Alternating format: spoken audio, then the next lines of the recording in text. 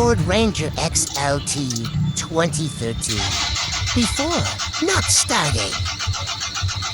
ECU burn, repair, and reprogram. So,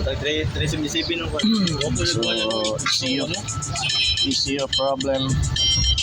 Yung mainboard. So, ito. So, yan. May sunog siya. So, ito. Nilisan ko na. So, ito. So, malinis na yan. So, try natin to na i-restore. I-recondition. Baka makaya pa. I-repair.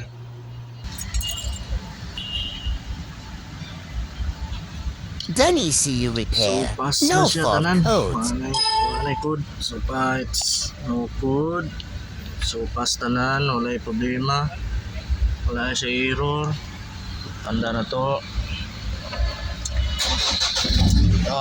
Ayos. Problem solved. Pati, ayos na. So, pass na tanan. Walay problema.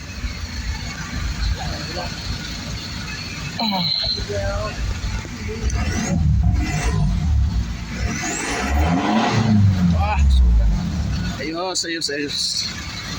Problem solved.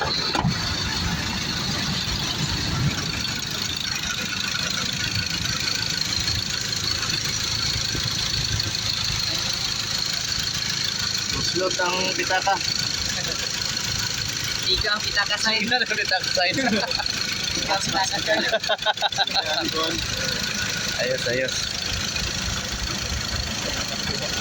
Cord. Okay na? Test drive. So, ayos na guys. Okay na yung Ranger.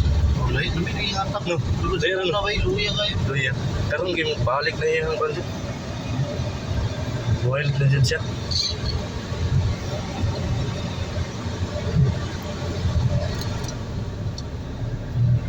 Ayos. Sabi na huwag na doon. Dito, nagagila ko. Ay, traffic karon ba? Galbot ba? Ay, galbot lang man news ba? Traffic dito karon. All good. Siya ba? Pendak ta? Ay, no. Ito, kasi dahil nga mga